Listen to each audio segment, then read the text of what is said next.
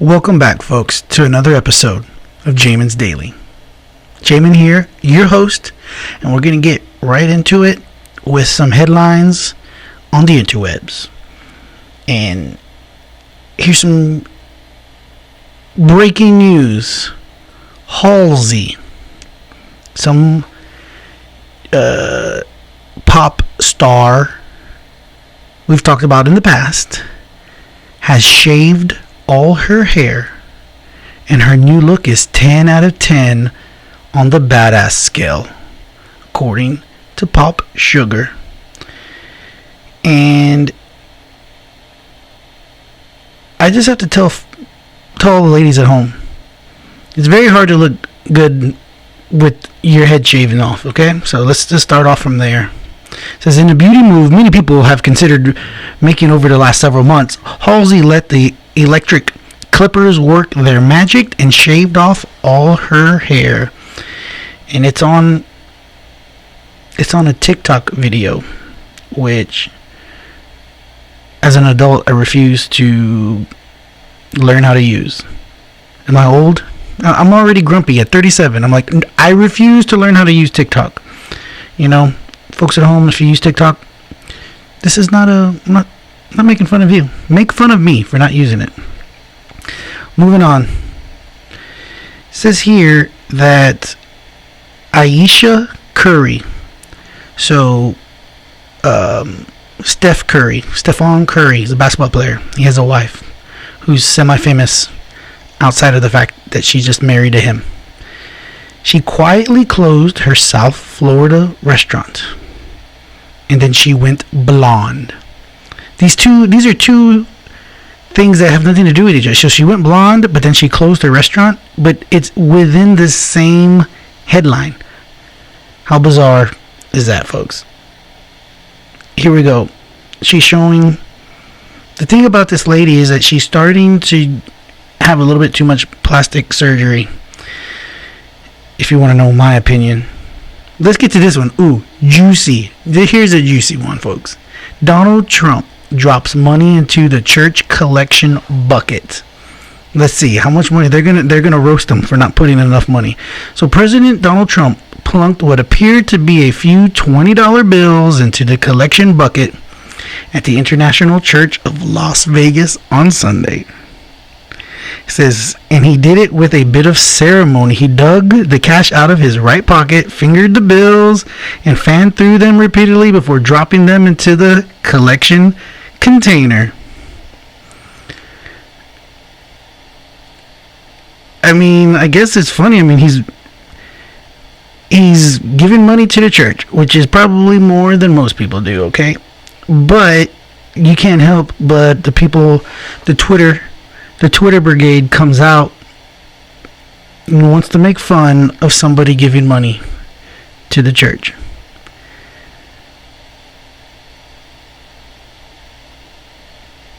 Anyways, you know, you have to be a special kind of what kind of villain do you have to be when you actually are giving away your money to a church, people still find a way to criticize you? You know, how, you know, that just goes to show the level of I hope I have enemies. I hope people, you know, if people hate you so bad and so much that when you give your own money away, literally just give it away to a church, like here's money, if they can still find a way to criticize you, it means you're at the epic level of success when people hate on you for that kind of reason, okay? So I want to be so successful that when I give money to charity, people still find a reason to hate on it. Those are good problems to have. Trump reportedly got bored during one of his first classified briefings. So they're going way back, folks. They're going way back. Apparently, Donald Trump is getting briefed on the war in Afghanistan, and he starts to get bored because I'm sure it's a lot of detail, getting into the minutia of things. So maybe he loses a little bit of interest, perhaps. All this is brought to you by anonymous sources, folks. But Trump got so bored that he said, hey, let's get some milkshakes in here. Maybe he was just hungry. I don't know, maybe. President Donald Trump interrupted a classified intelligence briefing on Afghanistan in the early months of his presidency to order milkshakes. It says Trump has garnered a reputation as a president who routinely ignores intelligent briefings and reportedly prefers visuals over written briefings. I don't know how much I really trust or believe some of this stuff that they put out there. I can see getting bored in a long briefing. I can see perhaps maybe he's hungry. He needs a milkshake. I don't know. Maybe his blood sugar is low. He needs some substance. All right, guys. It says this same disinterest is viewed as a major contributor to Trump's haphazard response to the coronavirus. So, if it's on Yahoo, it's not going to be anything that gives Trump any credit for anything. All right. So look at Donald Trump while he's bored. So imagine him, folks at home. He's bored. He's thinking, kind of thirsty. I'm a little hungry. And he yells out, does anybody want a malt? And the thing is, malt is something that my dad would say, an old person. Old people drink malts. Malts are out there, but I've never heard somebody my age or younger even use the word malt. A malt? Maybe with malt liquor. Does anyone want a malt? Trump reportedly said during the briefing, calling a waiter into the room. We have the best malts. You have to try them. Oh my God. This is so funny. It was a highly classified briefing, according to the internet, which focused on Afghanistan, and it took place at Trump's New Jersey golf club several months into his presidency. So you see, Trump, ever the salesman, during a briefing, he wants the people within the briefing to taste one of their malts because they're so good, right? Because Trump is thinking in 4D chess. He's like, these guys are going to come back and patronize my golf course. They're going to order malts. That's how you stay in business. I'm going to try to get this up, folks, for you. There's a really cool, it's very old because he looks much younger, so this has got to be at least 10 or 15 years ago, drinking a malt at a Yankees game in 2010. So yeah, 10 years ago. Tell you what, he does look, they try to say, how all the presidents age while they're president, drastically. And I think Trump has done a better job of not aging, perhaps, but he still has, for sure. He has. It says here that the president didn't want to hear it. Trump's former national security advisor John Bolton told the insider political correspondent Sonam Seth in August. He didn't want to hear bad news about his friend Xi Jinping, the premier of China. He didn't want to hear about the Chinese cover-up about what was actually happening with the virus in China. So again, just more.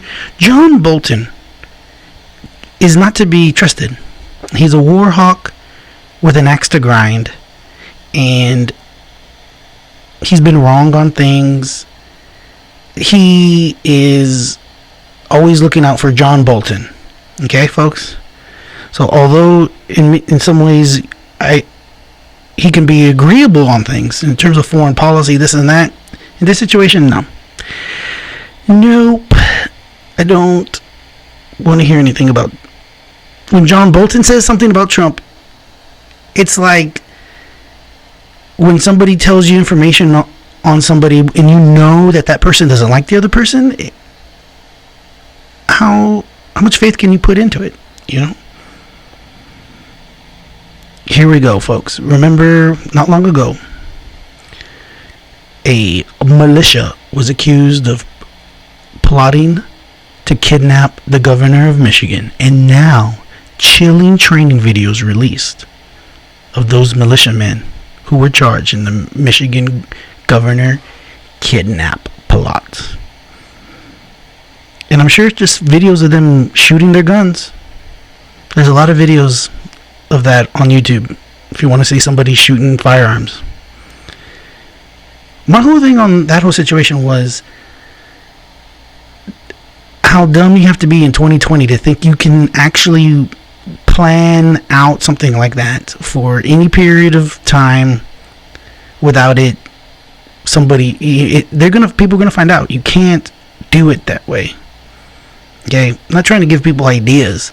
I'm just saying you're dumb if you think you can send text messages and emails, other things about criminality and not getting caught. Okay, here's one more. We're getting more into politics because I think I just recently was given my accreditation. I guess I was verified with Facebook. We talked about this in the past, how I had to prove that I was an American citizen and not some Russian bot or whatever Chinese agent. So yes, I'm Jamin on Jamin's Daily. I was born in Brooks County Hospital in Texas. Senator Cornyn from the great state. It's not the great state, it's the greatest state of Texas. Relationship with Trump was like women who get married and think they're going to change their spouse. Oh yes. More Trump bashing on Yahoo. Senator John Cornyn on Friday worked to distance himself from President Trump, saying he had privately disagreed with the president on issues including budget deficits, trade agreements, and border security. The high-ranking Republican senator facing a tougher than expected re-election race with Democrat MJ Hager. He told a newspaper that his relationship with Trump was maybe like a woman who gets married and thinking they're going to change their spouse, and that usually doesn't work out very well. You know, there was this sentiment that when Trump got elected, somehow he would be corrupted by the swamp creatures. And here's an article of a swamp creature basically saying, hey, we couldn't change him. He's still the same. There's a reason why he won. And now when somebody tries to explain that, oh, he won, but now we're trying to change him, and when he doesn't change, that is not exactly a persuasive argument to the people who actually voted for him the first time. Don't really get where they're going with this. Moving on though, folks, to let's try to get away from some politics and see what else we can find that maybe not about politics. It's hard. We've talked about this. It's hard to go down Yahoo and find anything other than that. Lady Gaga just showed off her toned abs while sharing an important message. So listen, folks, if you're going to share an important message, you then also may want to expose your body because it may help spread your message, okay? So let's see. It probably has something to do with voting, but maybe not. Please, oh no, it is. Lady Gaga is encouraging her fans to get out and vote. Listen, everyone should vote. You can vote. We talked about how everyone shouldn't vote. If you don't know who you're voting for or what you're voting for, then you shouldn't vote. That's my opinion. Maybe I'm wrong, but just voting because you can and you don't know who you're voting for is not some noble thing, okay? And there's this trend going on. My own family members and closest friends are doing this, okay? So I'm not critical of it. I just am marveling at how things come to be. Okay, so I have never voted and then put it on social media telling every single person that I voted. I've never done that before. I never said, hey, look at me, folks, I voted. like literally tens of millions of other people. But that is the beauty. That's where we're at in 2020. The beauty of social media is that even though you're not special, you did something that perhaps over 100 million other people are going to do. And yet, social media allows you to present it in a way that makes you special. Look at me. I voted. Like. I'm nice. I like most people's things. When I could literally care less, but it's a new form of courtesy or good manners. Like, I like other people's stuff because I want them, I guess, to like mine. I don't post anything on my Facebook now other than this podcast. Okay? So here, I'm making a deal with everybody who ever watches this show and who's on Facebook. I'll like your stuff if you like my stuff, right? It's kind of like Christmas. Nobody's really getting ahead. I spend money to buy you a gift. You spend money to buy me a gift. How about you don't buy me a gift and I won't buy you. You don't buy me a gift, I won't buy you a gift. And then we just save the money and buy ourselves whatever we want, right? That's kind of how it works out. But it can work that way in Facebook too. So you like me, I like you. Share this podcast with your friends on Facebook. But with the voting, getting back, we got off topic there a little bit, folks. Lady Gaga, in addition to telling people to vote, she has to lure them in with her abs. And she's 34 now. And she's got these ugly tattoos. She has ugly tattoos. There's no other way to describe it. But this article, like Mini on Yahoo, has attached several Twitter photos of her, and she's telling people to vote. Good for her. I wonder who she's voting for. I don't know. It would be a wild guess. Next, here's something completely different. A British billionaire is selling his Singapore penthouse. It says British billionaire James Dyson, the inventor of the bagless vacuum cleaner, and his wife are selling their 3-story Singapore penthouse for $74 million. It has a 600-bottle wine cellar. See, if I was to have $1 billion and then I bought a place, if I was building a home, I don't drink wine. Just not a connoisseur of it. So I'm thinking I would have this like amazing walk-in cooler where the beer is like 34 degrees. You just walk in, grab it. That would be nice. This is one of the reasons why there's so much depression in the world, is because you look at these things, and unless you have some grasp on reality, and you read about all these other things that are going on, I can see how people can feel kind of down on themselves.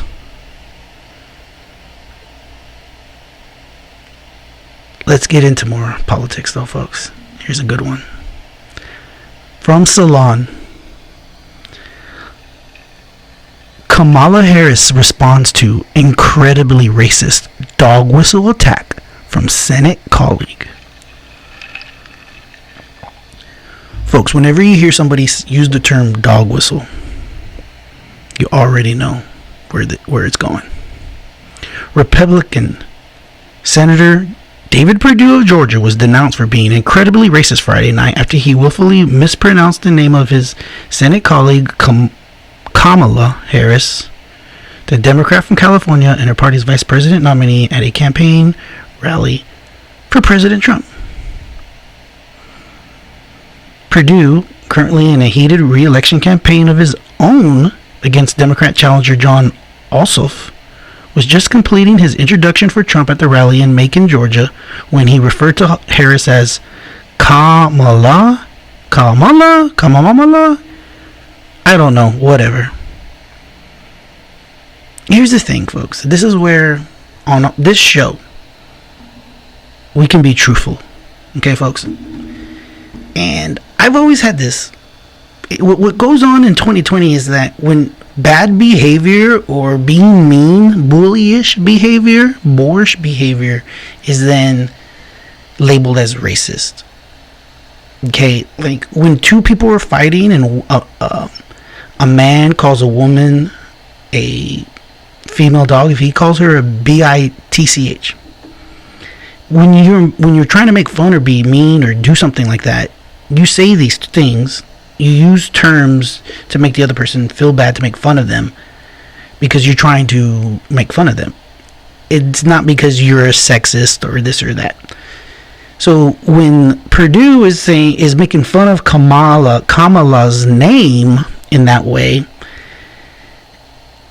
the headline would be much more effective.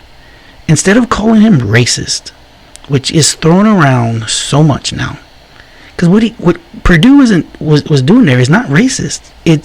He's being a butthole. He's being a dick. He's making fun of somebody because their name is unique, and other people think it that way, and people have already kind of struggled to say her name, and so it's a joke. He's making fun of her because she's his opponent. You get to make fun of people who are your opponents, because that's how the world works, okay, folks? And so when he's making fun of her name, it's not racist, it's childish. So they should be making, the headline should be, Senator of the United States stoops so low as to make fun of someone's name in effort to ridicule them or make fun of them.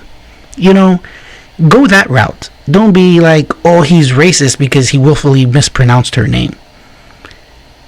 It has nothing to do with the race of anybody. It has more to do with the fact that they don't like each other, so he's being mean to her.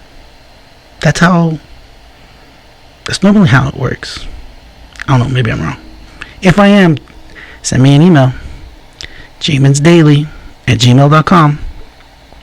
But that was a dog whistle. According to Yahoo and the people who know, the dog whistle is, hey guys, I'm super racist because I mispronounced her name on purpose.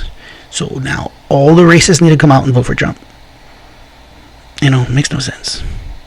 Moving on.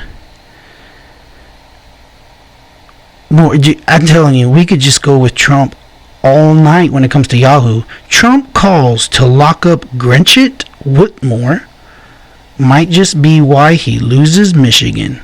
I don't know how popular she is right now. There are times when this lady, on the angles that they give, she is an attractive person who has a very youthful look, brunette. She's definitely your run-of-the-mill, what is it? There's a term about these types of politicians. But anyways, less than 2 weeks after a group of domestic terrorists were charged with constructing a plan to kidnap Michigan Governor Gretchen Whitmer, or Whitmore, I don't know which it is, she has already re-entered the election circuit. Anyways, where is this? I'm trying to find, she was blaming Trump for these people trying to get at her, which I don't see the correlation. Because she's the one who's locking them down. It's her orders, it's her directives as governor, which are hurting people. It has nothing to do with Trump. Okay, so when people can't work because you're locking down the state, and people are losing their jobs because they can't work, that's reason enough for them to be mad at you. Don't be blaming Trump.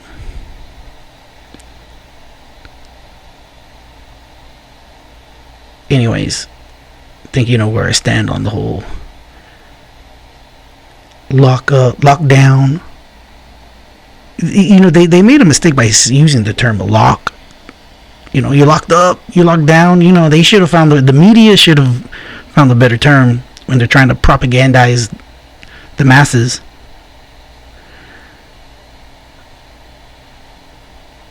Lastly, folks, we're going to make this a 30-minute episode of random topics off the internet.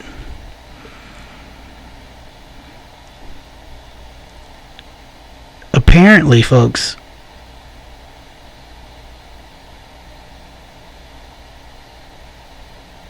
if Amy Coney Barrett, ACB, Amy Coney Barrett, if she's confirmed, she will be the richest Supreme Court justice.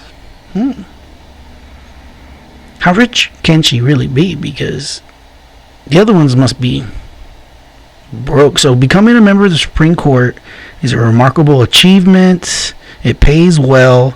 So for 2020, the annual salary for an associate justice is $265,000. But let's see here where these other people have their money. So there's 9 justices, folks. We're going to have a quick civics lesson. So we're going to find out how much money these people have, the Supreme Court justices. So number 9, Brett Kavanaugh. His net worth is between $15,000 and $65,000. So, he's better than most, because most people don't have everything, it's all negative. They owe money. They don't have money.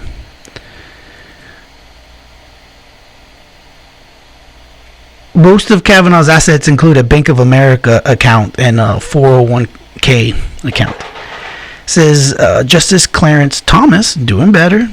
He has a net worth between $850 and $2 million. Sonia Sotomayor has perhaps up anywhere between close to $1 and $6 million. And she's made most of this money. She's authored 4 books. So that's an easy way to get easy money. You don't, get fronted money for a book. Elena Kagan has between $1 and $3 million. See, this is where I don't understand. Elena Kagan is more between 1.32 and 3.6 million, whereas with Sotomayor it's between 990,000 and 5.96 million. It's a huge difference there. I wonder what's going on there. Amy Coney Barrett is worth $2.24 million. And I don't know, it doesn't exactly say how they get this money. Neil Gorsuch is worth almost as much as $8 million. Breyer up to $17 million. Jeez. And John Roberts as high as almost as much as $21 million. He says he spent 13 years in private law practice, has number of stock holdings. So these people are successful. There's no reason why they wouldn't have quite a bit of money. They're old too, so they've been working and collecting money for quite a while. So these are goals, things to strive for, folks. Don't be jealous. Find a way to make some money. And lastly, folks, sticking with something here on the internet. One last anti-Trump. It says, I wrote Trump's The Art of the Deal. So this guy who the ghostwriter or the co-writer of The Art of the Deal, he's been a fixture on Yahoo bashing Trump. So this is like the 10th reiteration of this same article about how he wrote Art of the Deal and now yada yada yada anti-Trump. So I wrote Trump's The Art of the Deal and I'm terrified what he'll do next. Oh really? How to heal from Trump? It's the $64,000 question. Why has Donald Trump spent the past month behaving in so many ways that seem transparently and irrationally self-destructive? Why? I don't know. What are people? This is. It's so evident now, folks, that multiple people, it doesn't matter, just people in general, can look at the same thing and come away with completely different feelings as to what just happened. Okay?